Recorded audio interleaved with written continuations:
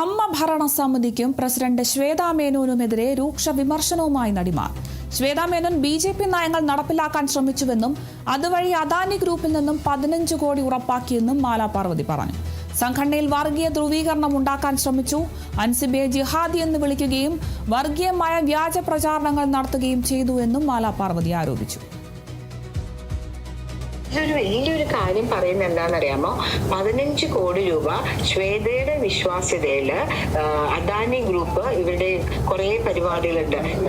ദക്ഷിണ അങ്ങനത്തുള്ള ബുദ്ധിമുട്ട് അനുഭവിക്കുന്ന സിനിമാ രംഗത്തുണ്ടായിരുന്ന ആൾക്കാർക്ക് കരുതലായിട്ട് കൊടുക്കുന്ന കാര്യങ്ങളൊക്കെ ഉണ്ട്. അത് കുറച്ച് കൂടുതൽ കൊടുക്കാം, വീട് വെച്ച് കൊടുക്കാം, അങ്ങനെ പല കാര്യങ്ങളും. 15 കോടി രൂപ എന്ന് പറഞ്ഞാൽ എന്തൊക്കെ ചെയ്യാൻ പറ്റും? ഒന്നാമത്തെ കാര്യം, ഒരു മൾട്ടിനാഷണൽ കമ്പനിയിൽ നിന്നും ശ്വേതയുടെ വിശ്വാസ്യതയിൽ കൊണ്ടുവരുമെന്ന് പറയുന്നത് മറ്റൊരു പ്രധാനപ്പെട്ട രാഷ്ട്രീയ പാർട്ടിയുടെ സംസ്ഥാന നേതാവാണ്.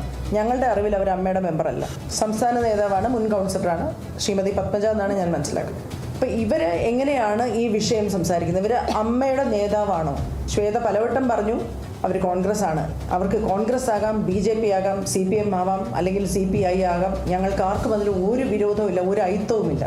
പക്ഷേ ഇവിടെ ഇതിൻ്റെ അജണ്ടകൾ നടപ്പിലാക്കാൻ ശ്രമിക്കുമ്പോൾ അത് ഞങ്ങൾ എതിർക്കും.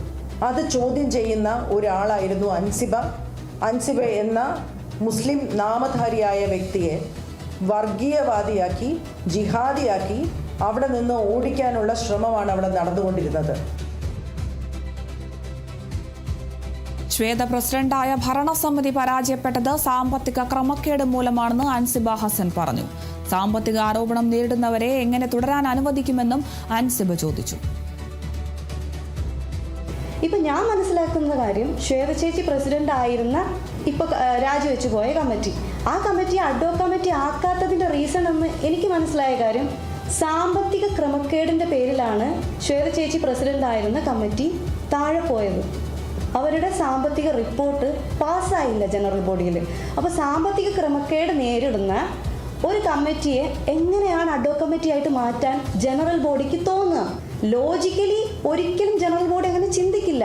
അതാണ് അന്ന് അവിടെ നടന്നിട്ടുണ്ടായിരുന്നത്. അപ്പോൾ അതുകൊണ്ടാണ് ശ്വേത ചേച്ചി പ്രസിഡന്റ് ആയിരുന്ന ആ കമ്മിറ്റിയെ തന്നെ വീണ്ടും അഡ്വോ കമ്മിറ്റി ആക്കാതിരുന്നത്. ഇനി ഇതിലുള്ള വേറൊരു കാര്യം കൂടെ നമ്മൾ എടുത്തു പറയേണ്ടതാണ്. സാമ്പത്തിക ആരോപണം നേരിടുന്ന ഈ രാജിവെച്ച കമ്മിറ്റിയെ അഡ്വോ കമ്മിറ്റി ആക്കിയിട്ടില്ലെങ്കിലും ആ കമ്മിറ്റിയിൽ ഉണ്ടായിരുന്ന ഡോക്ടർ റോണി ഡേവിഡ്, ആശ അരവിന്ദ് എന്നിവരെ അഡ്വോ കമ്മിറ്റിയിൽ ഉൾപ്പെടുത്തിയിട്ടുണ്ട്.